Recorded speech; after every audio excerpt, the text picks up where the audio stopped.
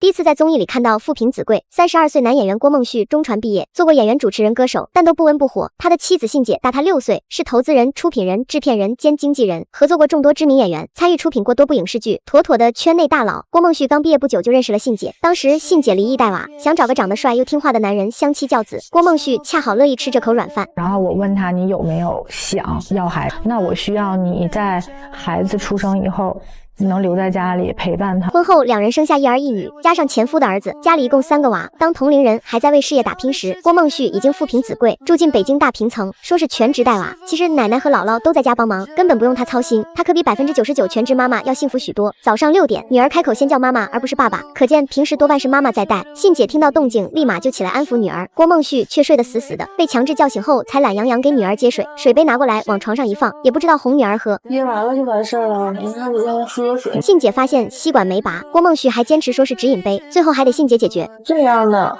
连给女儿扎头发这种小事都办不好，根本不像是一个全职奶爸。尽管如此，信姐还是愿意给他资源，带他上了这档爸爸带娃综艺。信姐列了详细的日程表，还特意带小儿子出门，减轻他的带娃压力。家里只剩郭梦旭、大儿子橙子、2女儿果果。信姐不太放心，装了8个摄像头，随时监控。大儿子橙子比郭梦旭还要稳重。郭梦旭提出带他下楼玩，他却坚持完成作业再出门。不过令人意外的是，他对郭梦旭直呼其名。郭梦旭，你要走吗？没有。这是我妈妈，这是我妹妹，这是我弟弟，这是我舅舅。因为他是我妹妹的爸爸，不是我的爸爸，他和我是没有血缘关系的。看了郭梦旭后续的表现，就能理解橙子为什么不认可这个继父了。郭梦旭作为一个全职爸爸，居然连饭都不会做，忙活半天端出一盘黑乎乎的炒鸡蛋，把俩孩子饿得不行。好简陋的午餐啊！妈妈不在就是很简陋。橙子吃完饭便默默去刷碗，然后回房间继续写作业。两人早早约好要下楼玩，橙子满心期待，一刻也不停歇地赶完了作业，就等着郭梦旭带自己出门。郭梦旭却早忘了承诺，女儿午睡，他非得在旁边陪着。朋友来了，还是橙子开的门。橙子第2次问什么时候出门，话还没说完就被打断。今天有下来声，下来声。想发财哦。郭梦旭担心橙子吵到女儿，可几分钟前他还和朋友在卧室聊天，那慧儿怎么不怕？他的眼里只有亲生女儿，完全忽视橙子的感受。橙子只能独自回房间和妈妈视频。他想出去玩。朋友也是够倒霉，别人是上门做客，他是来当仆人了，进门连杯水都没喝，就被拉去厨房干活。郭梦旭借口陪女儿，实则是躲家务。有啥好陪的呀？今天第一次独立带2个孩子在家，其实还蛮害怕自己忙不过来，所以请了朋友来帮忙。怎么忙不过来了？怎么就忙不过来了？但是他来的那个时间正好是桃马上可能要醒的时候，如果他醒来之后发现身边爸爸在，那么就说明我睡觉的时候爸爸都在。我希望给他营造这样的一个安全感，我不希望他睁眼的时候旁边没有人。信姐交代准备的水果他忘得一干二净，直到朋友来了橙子才吃上今天第1顿水果。玩游戏还要控制音量，怕吵到妹妹，要出太大声。下午5点妹妹终于醒了，这个时间点正是橙子练琴的时候。郭梦旭和朋友在客厅大声说笑，完全不顾橙子能不能静心。观察室嘉宾都看不下去了。好涛，你们在玩什么呀？你告诉一下爸爸好不好？这个真的不好，就是弹钢琴的时候写作业，对，还得练任何乐器都这么丰富。对，而且你这边美满温馨的，我这边在苦练着。橙子没办法静下心来练琴，他再次开口问出门的事，结果郭梦旭直接说不去了，要在家里做大餐。期待了1天的计划就这样落空了，橙子心里还是蛮失落的。他撒娇想吃方便面，又被郭梦旭一口拒绝，理由是信姐不让孩子吃。不死心的橙子试图继续争取，可他说了一大堆，郭梦旭也只是敷衍一笑，然后继续哄女儿。橙子改口要吃酸汤面，郭梦旭依旧不愿意给他做，甚至直接忽略他的话。他自热米饭也是米饭，不是面。没有回应。不是橙子任性非要吃泡面，而是郭梦旭做的饭难以下咽。晚餐确实比午餐丰盛许多，但口味却依旧灾难。唯一合橙子胃口的就只有炒包菜。朋友都知道把橙子爱吃的菜挪过去，郭梦旭眼里却只有女儿，压根没把橙子当儿子。难怪橙子不认可他这个父亲，并在后采时给他打0分。稳重，能陪家人这种的。那你觉得现在郭梦旭符合多少？20%还是50%？0%可以吗？这么低的分。吃完饭，橙子回房学习，信姐打来视频，一眼看出儿子不开心，橙子没告状，还帮他打掩护。信姐突击检查，想看女儿吃了多少，橙子没敢吭声，默默拿着手机绕到餐桌前。很快，郭梦旭就接到了他的电话，信姐说他菜没做好，他甩锅给朋友说是朋友做的。信姐觉得他没有用心照顾孩子，一到吃饭就让孩子看平板，他借口说自己要吃饭，没办法陪孩子。不管信姐说啥，他都态度良好，嘴上回应好的，但没几件事能做好。你的好的，我说什么都好的，那这个好的是好的，我听见了，但是我不做。朋友看到他这种状态，替他觉得可惜，鼓励他重回职场，不能只靠老婆养着。身边其他朋友也替他鸣不平，觉得他为这个家牺牲太多。就是啊，你没有男的在家带孩子的，你这样的话，他以后怎么办呀？或者是出去了会不会没面子呀？什么？我说为什么会没面子？那全职妈妈在家带孩子这个事儿就合理吗？信姐捧红过不少艺人，她十分清楚郭梦旭不是那块料。如果要是出去工作，你就一定保证你能红了吗？比起条件好的人多了去了，怎么就能保证你拍了你就一定能红？嘉宾看到这里更是锐评郭梦旭就是想走捷径。我也不太同情郭梦旭，我认为他自己要承担一半的责任的。我们用一个比较通俗的但带点人身攻击的词叫偷懒，就很想过一个偷懒的但能顺利的人生。孩子不用自己生，钱不用自己赚，活也不用自己干，这男的完全是来享福的吧？这是儿子吗？他俩的对话太像母子了，就是妈妈训孩子。你干啥呢？啊？问你话？你问我啥了？你再来一遍。行了，刚刚橙子说一半给我打。橙子不是打断了，他说的没错呀。你早上就给我儿子吃馒头。我问了他要什么别的，他说什么都不要，就要馒头。是你安排的你丈夫在家里看孩子吗？大家理解应该算是我安排的。你安排他，那你现在又安排他上这样的节目，真有一天他去演戏了，你愿意吗？要看情况，就是可能会不会有更好的工作机会。因为我其实还是挺喜欢他自己本专业的他的样子。播音，对，他要真是当主持人，你同意吗？我同意，但是也要看他现在工作的这个是不是可以是有一个好的发展的。是你要看，是他要看？我觉得我要看。一个男人不挣钱，你觉得他不会有压力？他赚的那个钱吧，可能在于一般的家庭可能还可以，但是对于我们现在这个家庭，就相当于没赚。硕士，你知道播音的硕士很难读的。我有在跟他讲说，好饭不怕晚嘛。还有一个词儿叫过这村没这店。那你这个丈夫挺单纯的，他真相信好饭不怕晚。所以我跟他们开玩笑，我说郭老师才是底色纯净的那个样子。你有没有这种想法？这么漂亮、这么帅的男人出去，你还有点不放心？说实在的，像你丈夫这种形象、文化和他所学的知识，绝对有破的那天。像老师像您说的这种，就是那我就不能给他放出去。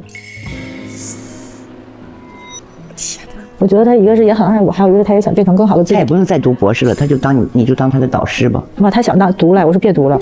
我想问你，你今天为什么要把衣服反着穿？潮流。不是，那我衣柜里的衣服都找不到了，我着急，我套一个外套，我就拿个外套一下。我叠在那儿的时候，明明是正正道道叠的，你为什么要把它翻出来？我没翻，我看到就是蓝色的外壳，我就给它套。蓝色。能不能两个商标？你看不见。我可能以为这个就是里头，但我后来才知道它是。不是啊，我这衣服就是正着叠在那儿的。这是给你买还是给我买的？这衣服我是正着叠在那儿的，你还是特意把它翻成反着穿。哎呦，那我真的是。这是儿子吗？他俩的对话太像母子了，就是妈妈训孩子。你们今天中午吃的什么呀？吃的火锅。那食欲不错嘛。早晨你们说吃的啥呀？我吃了俩红糖馒头。光吃的馒头吗？配点水喝。你早上就给我儿子吃馒头。我问了他要什么别的，他说什么都不要，就要馒头。我说要不要薯饼，他说不要。要不要青菜？不要。那他肯定什么都不要啊，那你得给他呀。那我都确认好几次了呀。那之前我说我生气了，你说啊，我说我不生气了，我就真不生气了。那我下次还是多做点。他得吃青菜呀，他肯定不爱吃啊。好的。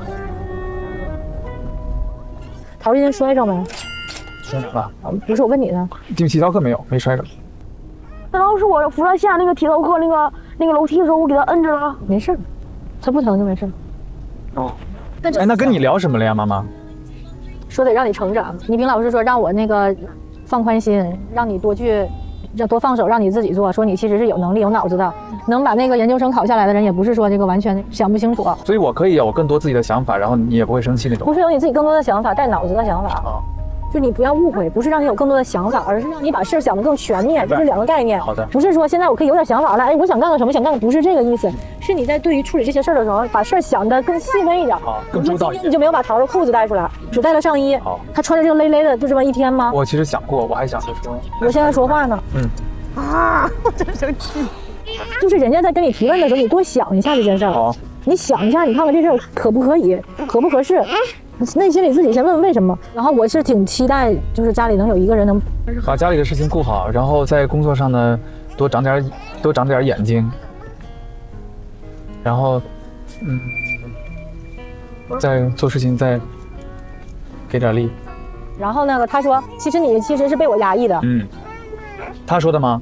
不是，就是说大家会觉得其实你是自己被我压抑了，然后觉得是因为爱，我就想说，反正就是如果不按照我做的事儿会生气，然后我让你这么做，其实你心里也不一定会开心。哦，阿姨她应该是把我这句话，她把我这句话给曲解了。我和她说，那个我妈妈她能力太强大了，郭梦旭都不想说了，她可能理解成了那个我妈不让郭梦旭说了，这意思不太一样啊。你干啥呢？啊？问你话？你问我啥了？你再来一遍。行了。不，刚刚橙子说一半给我打。橙子不是打断了，他说的没错呀。我说没有。我没在跟你做访谈，我们就是正常聊天了。我说没有，我没这个意思。哎呀，太难受了。怎么样，弟弟还一加一大于2的那种吗？我把声都调小了，这声都调小了，不敢听了，害怕，我都带入自己了都。你看了。我认真的问你，你有觉得被我压抑吗？没有。不是你这样，其实很多人都会觉得你是被动接受的。但是我是主动的呀。我没觉得那个是你压抑着我，反倒是都是我自愿的。好吧，你自愿的。那我现在这种状态的话，你不会觉得很累吗？不会啊，我会觉得累。你还觉得累？对。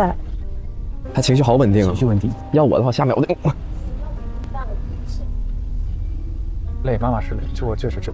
我真挺累的。你看我现在跟你说话累不？关键你要是都能按照那个做也行，你是吗？你都记不住。我在尽力做。橙子真的觉得你还挺厉害的，对于他来说，就是你需要给橙子当一个好榜样。好。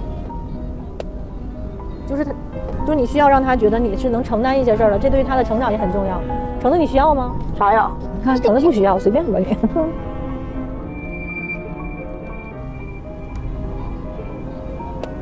小孩在旁边最好不要吵架。对，有一种无力感，说实话。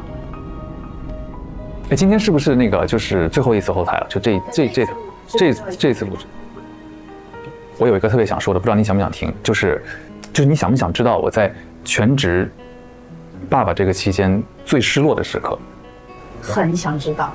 就是妈妈出去工作的时候，有的时候我会陪她出去工作，然后她的那些同事呢，其实我都非常非常的熟悉，但是很多时候我都接不上话，搭不上话，然后主动说的话呢，也都说不到点上，我就很怀疑自己是不是和社会脱节了。